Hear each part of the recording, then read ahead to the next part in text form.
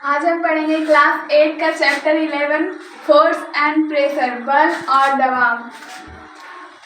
Important words हम लोग देख रहे हैं। फर्स्ट है फोर्स, अ पुश और अ पुल। फोर्स का पुश और पुल के बारे में पढ़ेंगे। Force can due to an interaction. Force कैसे इंटरैक्शन करता है? Fix following force. A force can change the state of motion. Force अपना स्टेट मोशन कैसे चेंज करता है? Force can change the shape of an object. Force का shape और object कैसे चेंज होता है उसके बारे में। फिर टाइप्स ऑफ फोर्स। फोर्स कितने प्रकार के होते हैं? सबसे पहला है कॉन्टैक्ट फोर्स, दूसरा नॉन कॉन्टैक्ट फोर्स। प्रेशर पढ़ेंगे, मतलब दाब के बारे में पढ़ेंगे। Pressure extended liquids and gases. Pressure liquids और गैसेस में होता है कि नहीं? Atmospheric pressure. एटमॉस्फेरिक प्रेशर में होता है या फिर ना होता है। Force, a push or a pull. A push or a pull on an object is called a force. जैसे कि किसी भी ऑब्जेक्ट को हम अपनी ओर खींचते हैं या फिर खुद के बॉडी से दूर करते हैं, उसे हम फोर्स कहते हैं। A force cannot be seen extent of smallest. जो जैसे फोर्स है वो सीन स्ट्रेंथ है, स्मॉलेस्ट में भी होता है। We can say that the motion imparted to object was due to an action of a force. जैसे कि फोर्स जो है वो कोई ऑब्जेक्ट से इम्पैक्ट करता है, was due to action, मतलब उसके एक्शन होने से उसमें हमारा बल लगता है, वैसे ही फोर्स करता है। Force are due to an interaction. Suppose a man standing behind a standard car. Will the car move due to his person?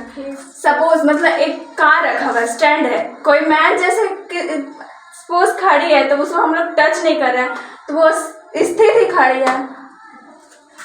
Suppose a man is standing behind a stationary car. Will the car move due to his presence? मतलब कि suppose मान लेते हैं कि कोई आदमी खड़ी है, उसके आगे एक स्टेशनरी कार है, अगर वो उस कार को टच नहीं करता, मूव नहीं करवाता तो वो क्या कार मूव तो नहीं करेगी। Suppose the man now begins to push the car, that is he applies a force on it.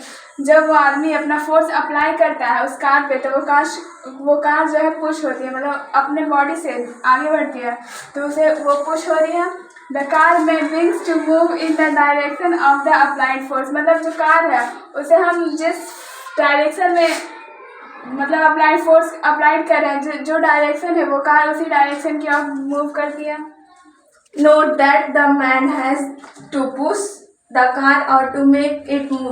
मतलब इसमें नोट करना है कि मैन पुश मतलब धकेल रहा है और मेक मूव कर रहा है या फिर ना कर रहा है।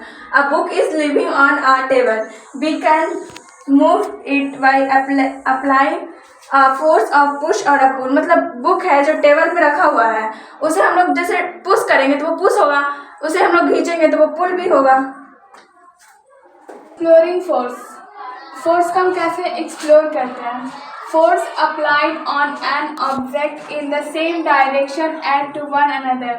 जो फोर्स है, कोई ऑब्जेक्ट है उस पर हम फोर्स अप्लाइड करते हैं सेम डायरेक्शन में, तो वो जो फोर्स हम लगाएंगे वो सेम डायरेक्शन की ओर मूव करेगी। The state of a force is usually expressed by its magnitude. जो स्टेट होता है फोर्स में यूजुअली एक्सप्रेस मैग्नीट्यूड में ही होता है।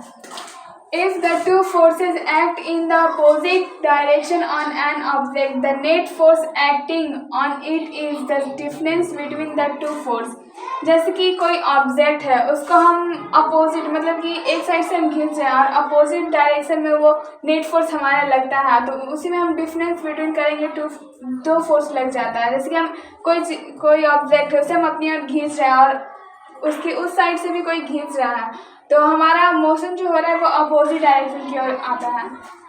That a force could be large और smaller than that the other और इक्वल टू ईच अदर। जो फोर्स होता है वो कुड लार्ज और स्मॉलर भी होता है, अदर इक्वल साइड ही होता है। जैसे नेट फोर्स में नेट फोर्स में दो ऑब्जेक्ट होता है, जैसे एक उधर साइड से खींचता है और एक इधर साइड से बल लगाता है, उसमें हम लोग इक्वल तो होता नहीं है, तो लार्ज भी होता है, स्मॉलर भी होता है और इक्वल ईच अदर होता है।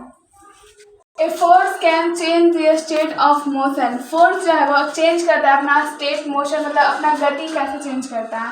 While taking a penalty kick in football the players applies a force on the ball. जैसे कि कोई बॉलर होता है, हम लोग फुटबॉल तो खेलते ही हैं, उसमें हम जब उसको किसी पुश करते हैं, मतलब अपने बॉडी से दूर करते हैं, तो उसमें हम फोर्स अप्लाइज करते हैं।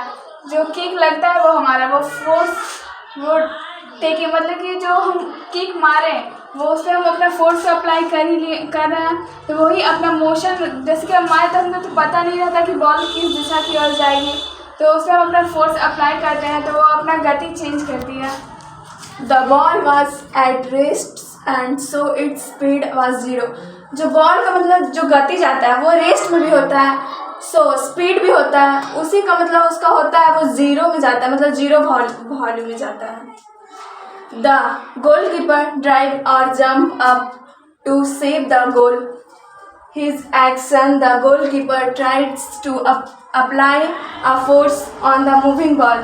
गोलकीपर है जो ड्राइव मतलब जंप करके, जब गोलकीपर कोई बॉल, तो वो जैसे बैट खेलते हैं, बॉल कोई मारता है, उसका गोलकीपर उसका एक्शन है जो गोलकीपर अप्लाई अ फोर्स, मतलब मूव होता है वो फोर्स में। If the force applied on an object is in the direction of its motion, the speed of the object increase. जैसे कि हम फोर्स अप्लाई करें किसी ऑब्जेक्ट पे, उसका जो डायरेक्शन और मोशन होता है वो स्पीड मतलब कि इंक्रीज बढ़ जाता है। इफ डायरेक्शन ऑफ मोशन और both is described as a change in its state of motion. जो डायरेक्शन और गति होता है वो बहुत ज़्यादा बढ़ जाता है, डिस्क्राइब हो जाता है और अपना स्टेट मोशन गति चेंज कर लेता है। A force may bring a change in the state of motion of an object. जो जैसे फोर्स का जो ब्रिंग होता है वो चेंज होता है, उसका जैसे कोई हम लोग बॉल को किक किए तो उसका फोर्स ब्रिंग भी होता है, स्लो भी होता है, उसी को हम लोग मोशन ऑब्जेक्ट, मतलब मोशन चेंज भी होता है, ऑब्जेक्ट भी होता है। Force can change the shape of an object, मतलब कोई ऑब्जेक्ट पे जब हम बल लगाते हैं तो उसका आकार चेंज होता है, उसके बारे में हम पढ़ेंगे। When we fold a piece of a paper, fold cloth, skin floor, or squeeze a tube of paint or toothpaste, we apply force to change the shape and size of the object. जैसे कि हम लेते हैं कागज़ का टुकड़ा और कपड़ा, और जैसे कि हम उसे पेपर को मोड़ते हैं और कपड़ा को मचोड़ देता है, तो और जैसे आटा जो होता है उसे हम गूँथते हैं, और स्क्यूज ट्यूब मतलब टूथपेस्ट जो होता है उसे जब हम दाबते हैं तो उसका आकार जो होता है वो उसका शेप चेंज होता है, उसी को हम कहते हैं shape and size of the object. मतलब उस ऑब्जेक्ट का साइज और शेप तो चेंज हो रहा है, तो वही हमारा होता है force can change the shape of an object. Type of force, first है नॉन कॉन्टैक्ट फोर्स, सेकंड है non contact force. Contact force, muscular force can be applied only when it is in contact with an object. It is in contact with an object. It is also called a contact force. Muscular force होता है वो applied contact में contact of an object, मतलब contact होता है जो muscular force है वो applied होता है contact में, और इन कॉन्टैक्ट मतलब कॉन्टैक्ट है जो ऑब्जेक्ट, मतलब ऑब्जेक्ट में ही कॉन्टैक्ट होता है, मस्कुलर में भी कॉन्टैक्ट होता है। It is also called contact force. Muscular force can be applied only when it is in contact with an object. It is in contact with an object. It is also called a contact force, मतलब contact force उसे कहेंगे जो हमारे body से contact में होगा। जैसे कि मस्कुलर फोर्स जिसमें हमारे मसल्स का जोर लगता है, उसमें हम उसकी मसल से मतलब अपने हाथ से किसी बाल्टी को उठाते हैं तो उससे फोर्स अप्लाइड होता है, तो वो तो हमारे ऑब्जेक्ट मतलब हमारे बॉडी से के कांटेक्ट में है, उसी को हम कहेंगे it is also called a contact force.